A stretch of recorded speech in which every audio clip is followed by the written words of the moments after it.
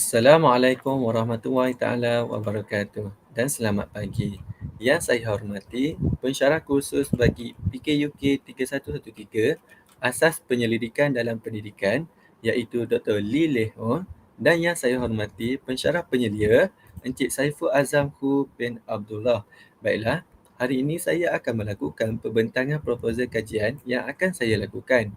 Baiklah, terlebih dahulu, eloklah saya memperkenalkan diri saya terlebih dahulu.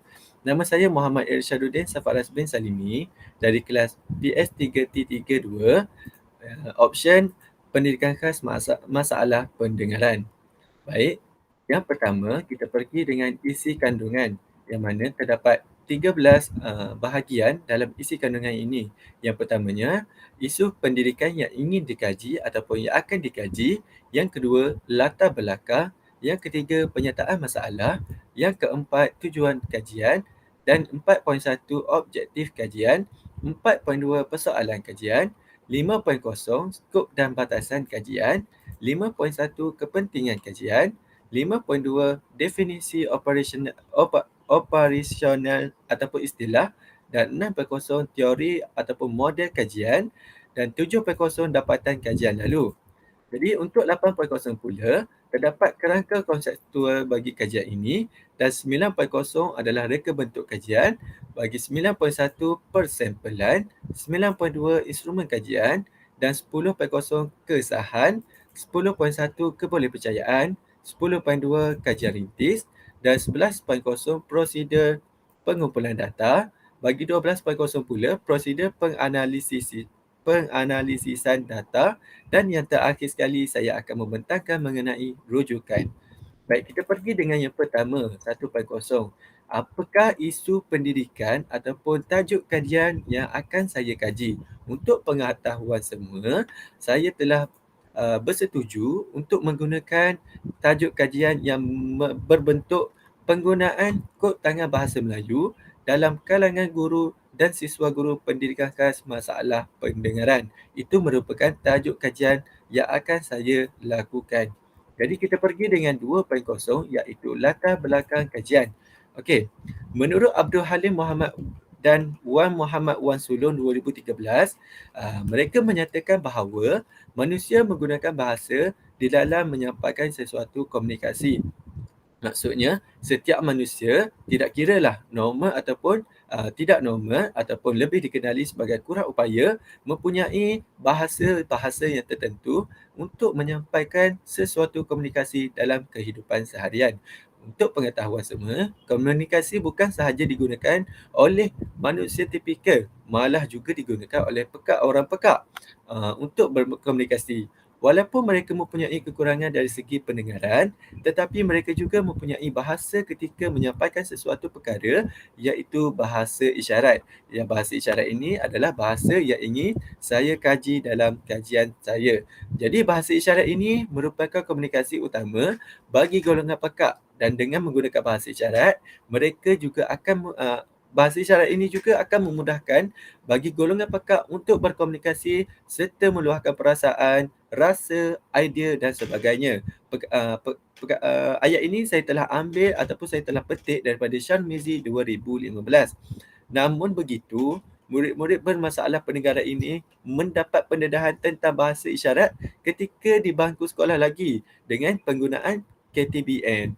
Oleh itu, saya telah mengambil ayat ataupun kata-kata daripada Abdullah Yusuf dan Cik Rabiah 2014, yang mana KTBM merupakan kod yang digunakan oleh murid masalah pendengaran untuk mempelajari bahasa Melayu. Oleh itu, kajian ini adalah satu usaha untuk melihat sejauh mana penggunaan kod tangan bahasa Melayu ataupun KTBM ini dalam kalangan guru-guru dan siswa guru pendidikan khas masalah pendengaran terhadap kemahiran komunikasi dalam PDP sekolah.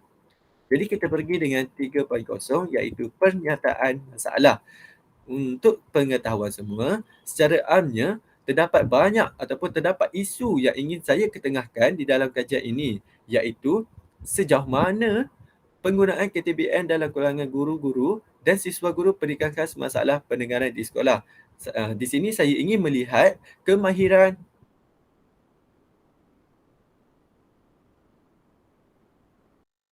mengenai kod tangan bahasa Melayu apabila berada di sekolah. Selain itu juga, terdapat kelemahan dalam institusi pendidikan yang mana ianya mengajar murid-murid masalah pendengaran, iaitu kurang pengaplikasian yang dilakukan terhadap aspek penggunaan kod tangan bahasa Melayu dalam PDP. Menurut Purwanti Christina 2017, di dalam komunikasi, perkara yang paling penting adalah proses komunikasi yang ingin ataupun yang akan disampaikan, dan apa yang kita sampaikan itu dapat diterima dan difahami oleh penerimanya. Jika dalam kalangan guru sendiri tidak mahir dalam penggunaan dan berpengetahuan terhadap KTBN, macam mana dan bagaimana mereka ataupun guru-guru ini ataupun siswa guru dapat mengajar dengan baik di dalam bilik darjah. Jadi sesuailah dengan tajuk kajian yang saya akan lakukan.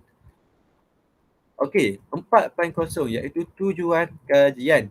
Okey, untuk tujuan kajian ini sudah tentulah saya akan mengkaji hubungan di antara tahap pengetahuan tentang KTBN, kemahiran penggunaan KTBN di sekolah dan tahap keberkesanan penggunaan KTBN di sekolah semasa PDP berjalan dalam kalangan guru pendidikan khas dengan siswa guru option pendidikan khas masalah pendengaran. Berikut merupakan tujuan kajian dalam kajian tinjauan yang saya lakukan.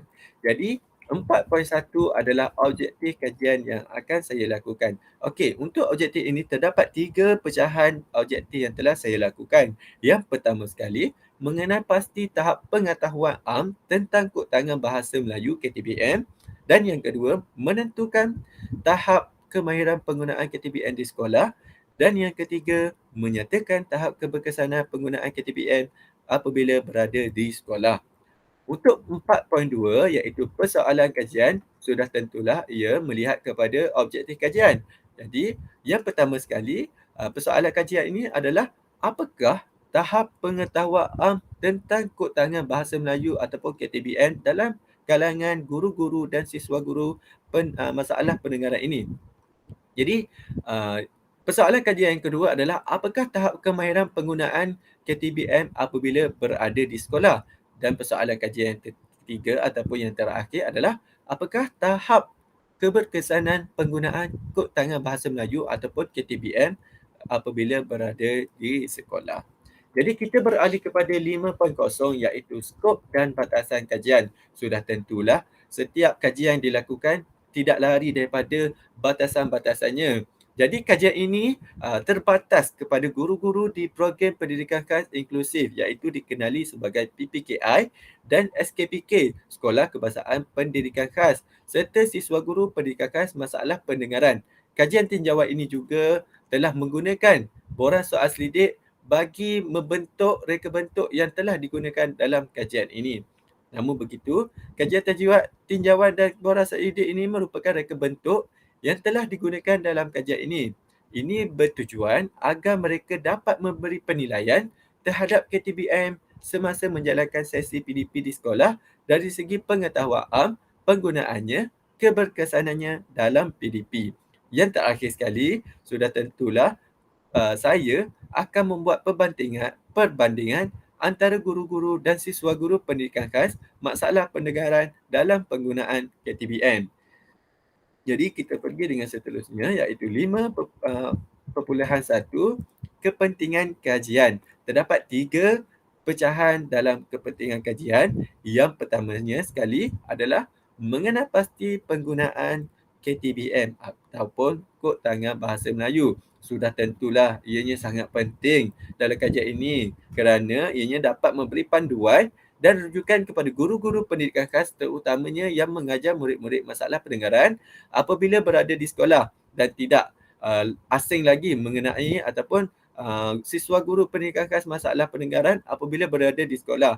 Ini kerana apabila siswa guru berada di sekolah untuk menjalani praktikum, siswa guru juga perlu menggunakan kod tangan bahasa Melayu apabila mengajar. Jadi, kita pergi dengan kepentingan kajian yang kedua iaitu meningkatkan mutu PDP. Yang mana seperti kita tahu, kajian ini juga boleh digunakan bagi meningkatkan mutu PDP dari segi akademik bagi murid-murid bermasalah pendengaran terutamanya dalam mata pelajaran Bahasa Melayu. Dan kepentingan kajian yang ketiga adalah penyediaan modul atau kurikulum. Kajian ini juga dapat membantu pihak-pihak tertentu dalam penyediaan modul atau kurikulum yang khusus kepada bakal-bakal guru dan guru pendidikan khas.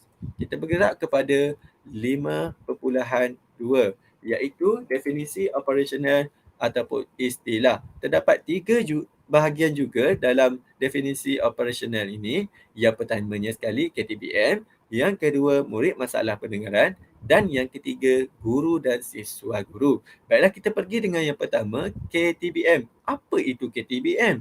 KTBM ini merupakan kod tangan yang dicipta bagi memudahkan murid masalah pendengaran untuk mempelajari bahasa Melayu. Kata-kata ini saya telah ambil daripada Abdullah Yusof dan Cik Rabiah 2014. Manakala menurut Zarina Abdul Aziz 2019, beliau berpendapat bahawa murid masalah pendengaran perlu mengikuti sukatan pelajaran yang sama seperti murid tipikal apabila pelaksanaan kaedah pengajaran menggunakan kod tangan bahasa Melayu ataupun KTBM apabila berada di sekolah. Jadi itu merupakan definisi untuk KTBM dan kita bergerak kepada murid masalah pendengaran. Apa itu maksud murid masalah pendengaran?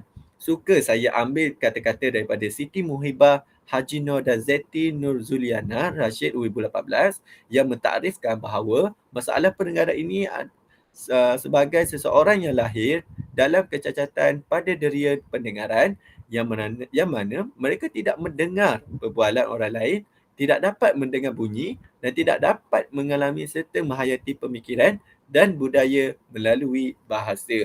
Jelaslah di sini bahawa menunjukkan murid masalah pendengaran sudah tentulah mempunyai kecacatan di bahagian organ ataupun kecacatan di bahagian telinga. Jadi guru dan siswa guru. Apakah maksud guru dan siswa guru? Sudah tidak asing bagi kita semua bahawa guru dan siswa guru ini adalah dikategorikan dalam bidang yang sama iaitu sebagai pendidik.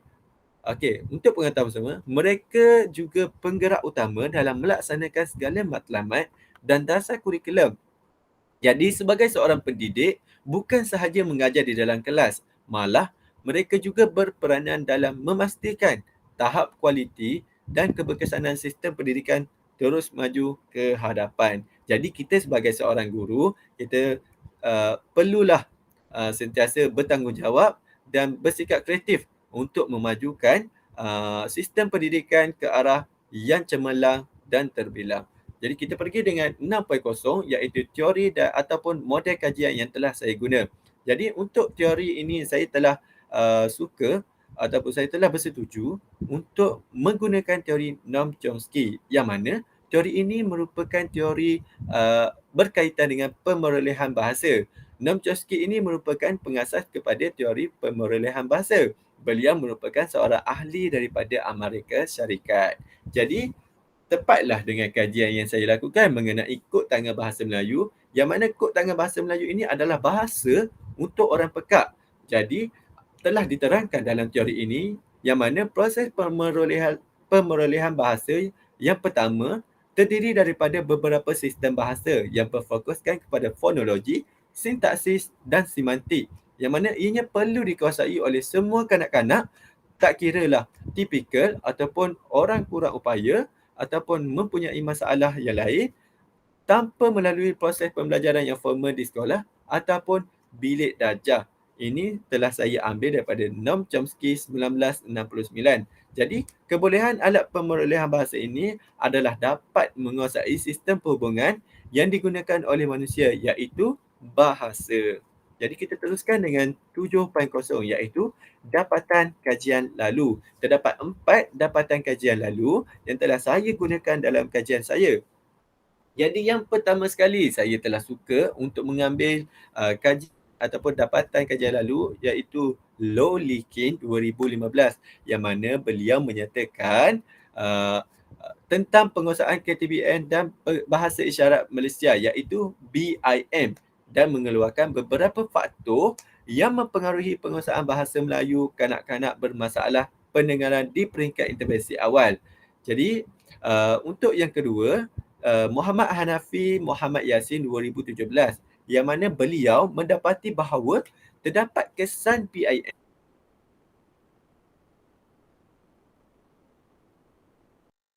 belajar bermasalah pendengaran.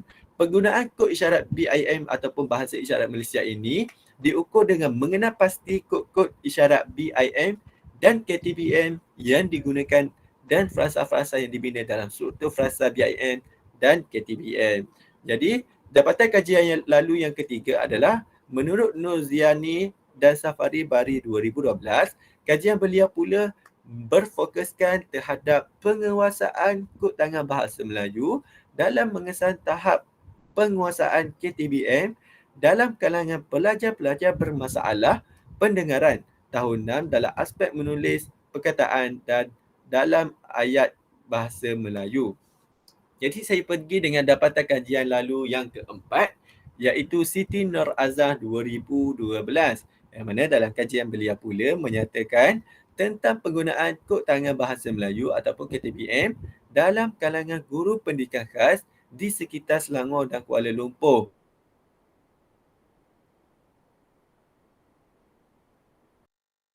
66% guru mengakui bahawa sukar untuk menguasai kod tangan bahasa Melayu dalam tempoh yang singkat. Di sini kalau kita dapat lihat bahawa ia telah membuktikan bahawa guru-guru dan siswa guru yang berada di kawasan Kuala Lumpur sangat-sangat orang kata dalam keadaan kritikal untuk menguasai kod tangan bahasa Melayu.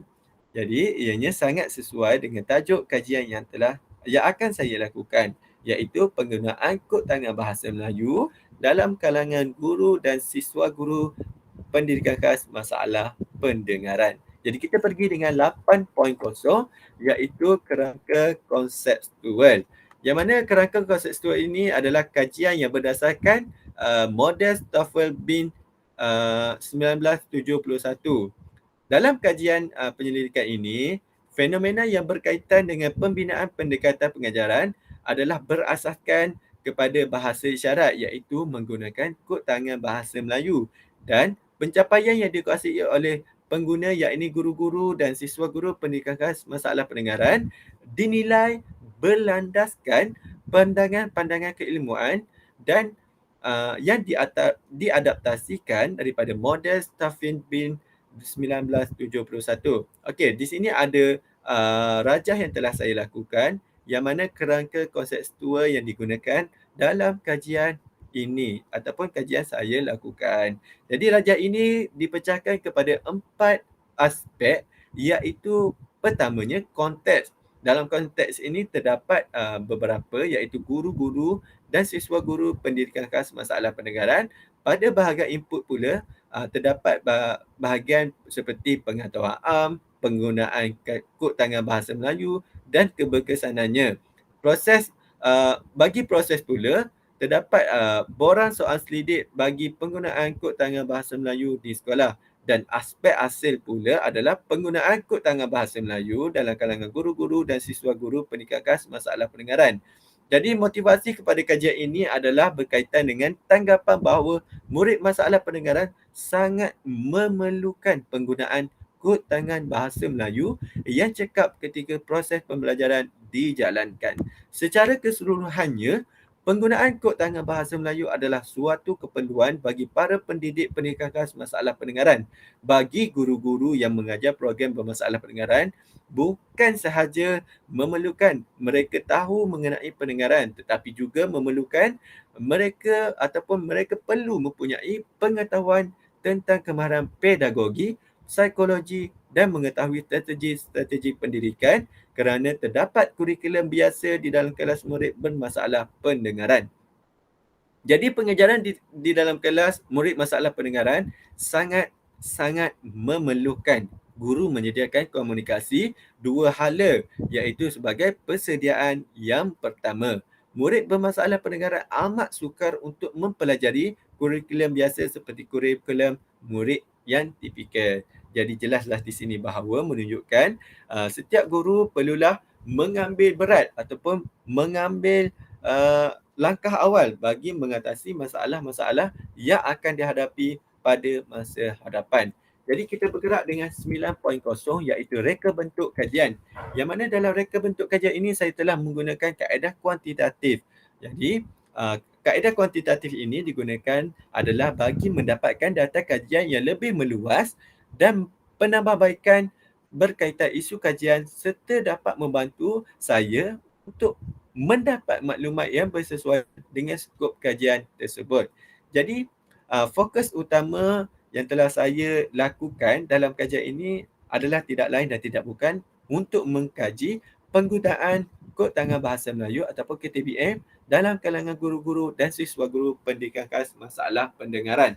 Pelaksanaan kajian menggunakan kaedah tinjauan ini bagi menjawab persoalan kajian yang telah dikemukakan berkaitan penggunaan kod tangan bahasa Melayu dalam kalangan guru-guru dan siswa guru pendidikan khas masalah pendengaran.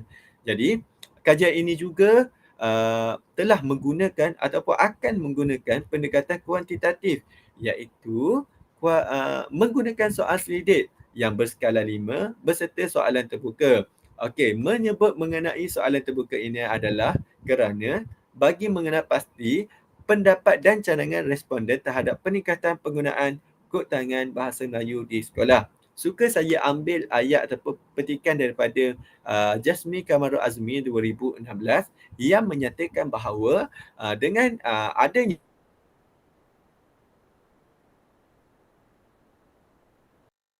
terbaik untuk mengumpulkan data yang asli daripada keseluruhan populasi serta merupakan satu kajian di mana pengkaji ataupun saya akan mengumpul data dalam satu masa tertentu sahaja dengan menggunakan soal selidik. Ianya sangat memberi data yang lebih tepat mengenai apa yang ingin dikaji dengan menggunakan soal selidik sahaja. Jadi kita bergerak dengan 9.1 iaitu persampalan dalam kajian saya. Iaitu sampel kajian adalah bagi pengumpulan data kuantitatif ini akan melibatkan populasi kajian iaitu semua sekolah yang mempunyai masalah murid pendengaran. Namun begitu, saya telah bersetuju untuk menggunakan guru dan siswa guru yang berada di daerah ataupun berada di daerah Ceras ataupun Kuala Lumpur sahaja. Bagi mencapai sesuatu matlamat kajian, kajian tinjauan, Keng Hua 2016 menyarankan supaya pengkaji menjalankan kajian atas populasi sasaran. Jadi seperti yang saya sebut tadi, populasi sasaran saya adalah guru-guru dan siswa guru masalah pendengaran yang berada di sekitar Kuala Lumpur. Jadi memandangkan matlamat kajian ini adalah untuk mendapatkan maklumat berkaitan penggunaan kod tangan bahasa Melayu. Jadi responden yang mudah dan sesuai hendaklah terdiri daripada guru-guru dan siswa guru yang terlibat dalam penggunaan kod tangan bahasa Melayu. Tidak lain dan tidak bukanlah guru-guru itu adalah guru-guru yang datangnya daripada kos masalah pendengaran dan siswa guru juga datangnya daripada kos masalah pendengaran. Jadi, untuk bilangan sampel kajian yang saya akan lakukan ini adalah saya telah bersetuju untuk mengambil seramai 30 orang sebagai sampel iaitu 15 guru pendidikan khas masalah pendengaran dan 15 bagi siswa guru masalah pendengaran. Kita bergerak kepada 9.2 iaitu instrumen kajian. Instrumen kajian ini adalah salah satu alat ukur yang sering diaplikasikan di dalam penyelidikan tinjauan iaitu berbentuk soal selidik. Saya suka sangat untuk mengambil kata-kata daripada Amatan 2021 yang mana ianya digunakan untuk memperolehi data berkenaan dengan kepercayaan, kehendak, fakta-fakta, perasaan dan sebagainya. Memandangkan proses pembinaan soal selidik yang saya lakukan ini mengambil banyak masa ataupun mengambil masa yang lama, saya menggunakan soal selidik daripada kajian yang lain yang telah saya ubah sesuai mengikut keperluan kajian. Manakala dan soal selidik ini juga adalah untuk mendapatkan data tentang sejauh mana penggunaan kod tangan bahasa Melayu digunakan di sekolah murid-murid masalah pendengaran. Jadi, untuk instrumen ini, saya telah menggunakan skala Likert yang mana responden perlu memilih jawapan yang difikirkan sesuai sahaja dalam memberikan maklum balas terhadap setiap item.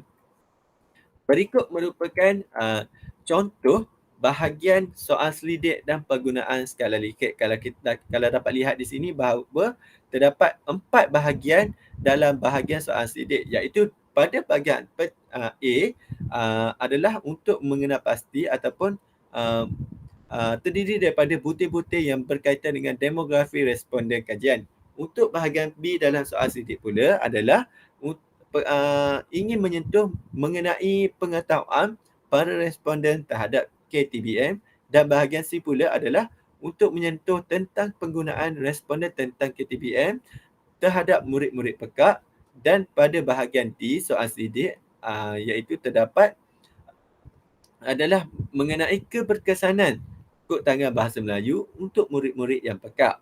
Jadi untuk penggunaan skala Likert pula, terdapat 5 skala yang telah saya lakukan, iaitu STS untuk pada skala yang pertama iaitu sangat tidak setuju, dan pada skala yang kedua adalah TS tidak setuju, dan skala yang ketiga TP tidak pasti, dan skala keempat S setuju, dan skala yang kelima SS sangat setuju. Kita bergerak kepada 10.0 iaitu kesahan, yang mana menurut Jasmi Kamarul Azmi 2016, kesahan dalam penyelidikan kuantitatif membawa maksud nilai kolerasi di antara pengukuran dan nilai sebenar sesuatu variabel. Bagi kesahan yang kedua pula, sekiranya ketepatan pengukuran nilai sebenar sesuatu variabel dapat dibuat, maka nilai kolerasinya berada pada aras tinggi dan kesahan bagi penyelidikan tersebut juga adalah tinggi. Bagi yang ketiga adalah sebelum soal selidik ini diedarkan, sudah tentulah kesahannya terlebih dahulu perlu melakukan kesahannya kerana mengesahkan dan menentukan item-item yang terkandung di dalam soal selidik tersebut dapat difahami dan disesuaikan dengan kehendak dan tujuan kajian. Jadi bergerak kepada 10.1 iaitu kebolehpercayaan. Untuk kebolehpercayaan ini, saya suka untuk mengambil kata-kata daripada Barbie 2012, yang mana kebolehpercayaan adalah kestabilan dan ketekalan sesuatu alat kajian yang ditakbir pada masa yang berlainan, atau boleh didefinisikan sebagai suatu kebolehan sesuatu alat ukur mengukur dengan tepat, iaitu secara konsisten tidak mempunyai tafsiran yang berbeza antara responden lain terhadap sesuatu fenomena yang diukur. Untuk mengenal pasti ataupun untuk memastikan kebolehpercayaan data kajian ini telah saya akan menggunakan pelbagai sumber data dan telah dikumpulkan daripada guru dan siswa guru yang terlibat dengan penggunaan kod tangan bahasa Melayu, menyatakan peranan pengkaji dan kecenderungan kepada kajian ini serta menyediakan langkah penyelidikan yang lebih terperinci. Pada kajian ini juga, saya telah mengubah suai alat ukur dari kajian Siti Ramnah Kamrudin 2018 yang bertajuk Keberkesanan Penggunaan Bahasa Isyarat Malaysia, iaitu BIM, dalam pengajaran bahasa Melayu murid pekak kepada kod tangan bahasa Melayu, iaitu KTBM. Jadi kita bergerak kepada 10.2 iaitu kajian rintis. Okey, untuk kajian rintis ini, sebelum set soal selidik dihantar kepada responden untuk tujuan kajian sebenar, saya telah menguji terlebih dahulu soal selidik itu dari sudut kefahaman guru dalam aspek tata bahasa, isi kandungan, kesahan dan kebolehpercayaan melalui kajian rintis.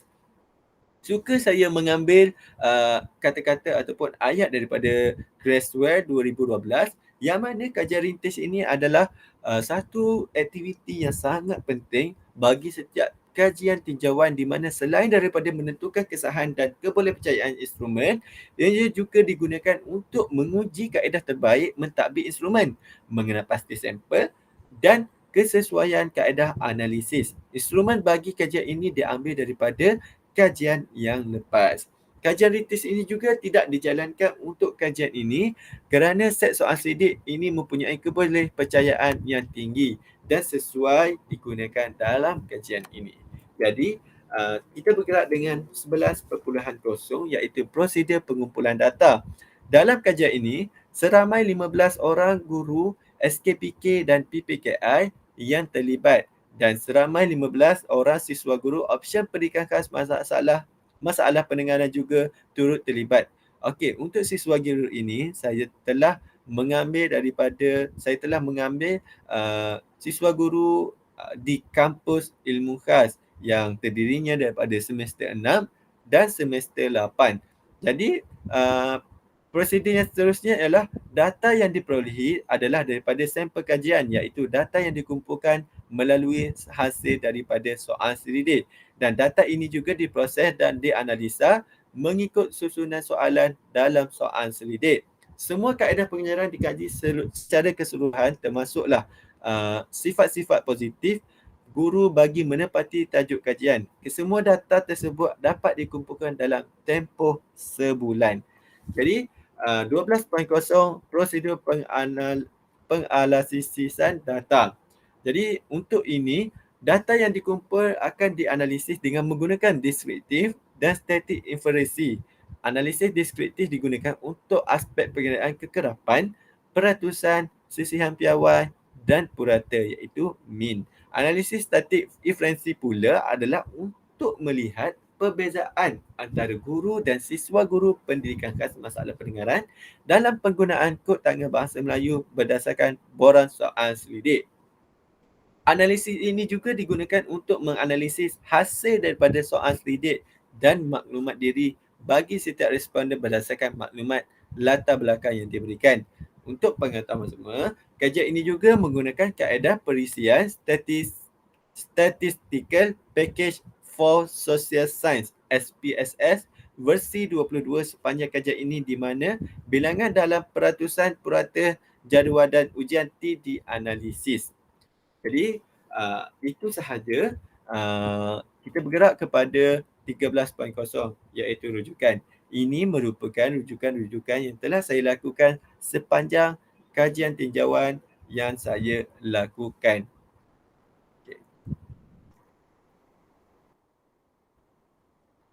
Jadi itu sahaja daripada saya. Saya ingin memohon maaf sekiranya terdapat kesalahan-kesalahan yang saya telah lakukan sepanjang proses pembentangan dijalankan. Itu sahaja. Sekian. Terima kasih.